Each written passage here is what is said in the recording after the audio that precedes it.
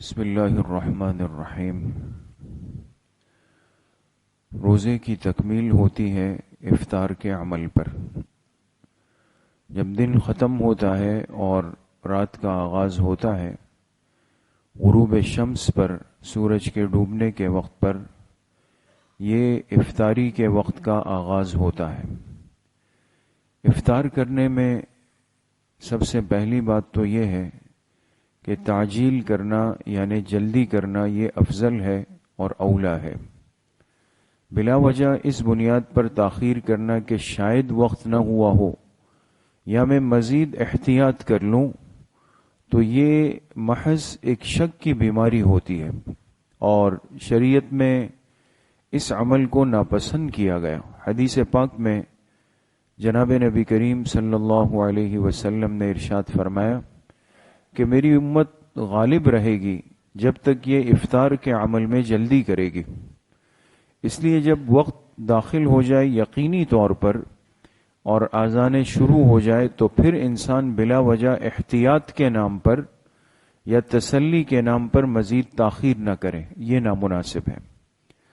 دوسری بات یہ کہ افطار کو شروع کرنا کھجور سے یہ بھی مستقل سنت ہے، جیسے سحری سے متعلق آپ نے سنا، تو افطار میں بھی کوشش یہ ہو کہ افطار میں جو پہلی چیز استعمال ہو وہ کھجور ہو، چاہے کھجور پھر تر شکل میں ہو یا خشک ہو، کوئی بھی ہو، لیکن کوشش یہ کی جائے۔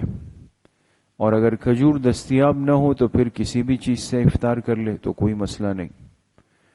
اسی طریقے سے افطار کے موقع پر کچھ مختلف قسم کی دعائیں بھی روایات کے اندر موجود ہیں۔ بعض روایات میں الفاظ ہے اللہم لک صمت وعلی رزقک افطرت فاغفر لی ما قدمت وما اخرت۔ عام طور پہ یہ دعا چونکہ ہمارے ہاں معمول بہا نہیں، لیکن یہ الفاظ اس کے زیادہ احادیث سے ثابت ہے۔ ہمارے ہاں اللہم لک صمت وبک آمنت وعلیک توکلت وعلی رزقک افطرت، عام طور پہ ہم یہ پڑھتے ہیں، یہ بھی پڑھ سکتے ہیں، یہ روایت بھی ہے۔ اور جو پہلی دعا میں نے عرض کی تو وہ بھی احادیث کے اندر آتی ہے۔ بہرحال کوئی بھی سہولت سے جو مسنون دعا افطار کے وقت کی انسان کو یاد ہو اس کو انسان پڑھ لے۔ اور پھر افطار کا جو وقت ہے یہ خود ایک دعاؤں کی قبولیت کا وقت ہے۔ انسان کوشش یہ کرے کہ افطار سے کچھ وقت پہلے دسترخوان پہ آ کے بیٹھ جائے، کم سے کم 5 منٹ پہلے، نہیں ہو تو 3 منٹ پہلے، جو بھی ہو، لیکن یہ ہے بہت زیادہ اجابت کا وقت، دعا کی قبولیت کا۔ تو انسان دسترخوان لگا کر تسلی کے ساتھ بیٹھ کر یکسو ہو کر اللہ پاک سے خوب دعاؤں کا اہتمام اس موقع پر کرے۔ اسی طریقے سے بحیثیت ایک مسلمان، چونکہ یہ مہینہ ایک غمخواری کا، ایثار کا مہینہ ہے، ہر مسلمان اس فضیلت کو بھی حاصل کرنے کی پوری کوشش کرے کہ میں اپنے ساتھ کسی دوسرے روزہ دار کو بھی شریک کر لوں، دسترخوان پہ بٹھا دوں یا اس کا انتظام کر لوں، اس لیے کہ حدیث پاک میں اس کی بہت بڑی فضیلت ہے۔ آپ علیہ الصلاۃ والتسلیم نے ارشاد فرمایا کہ جس نے کسی روزہ دار کو افطار کروایا تو اس کے پچھلے تمام صغیرہ گناہ اللہ پاک اس کی برکت سے معاف فرماتے ہیں، جہنم سے اس کو بری فرما دیتے ہیں، اور جس قدر اجر اس شخص کا ہے وہ اس روزہ افطار کرانے والے کو بھی اللہ پاک دے دیتے ہیں۔ تو صحابہ نے عرض کی کہ ہم میں سے ہر ایک تو اس کی طاقت نہیں رکھتا کہ کسی کو پورا افطار کرائے، تو آپ علیہ الصلاۃ والسلام نے فرمایا کہ جس نے کسی کو پانی کا ایک گھونٹ پلا دیا یا ایک کھجور کا دانہ کھلا دیا اس کو بھی یہ فضیلت حاصل ہو۔ وہ کتنی آسانی ہے اس عمل کے اندر۔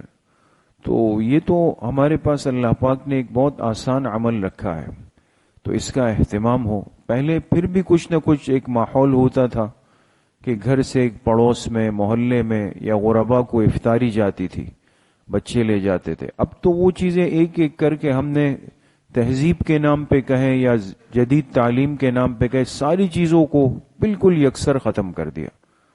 تو بہرحال یہ بھی ایک بہت بڑا عمل ہے، اور ہر ایک اس کی فکر کرے کہ کم سے کم روزانہ ایسا ہو کہ میں ایک روزہ دار کو افطار کراؤں۔ اللہ پاک صحیح عمل کی توفیق نصیب فرمائے۔ الحمدللہ۔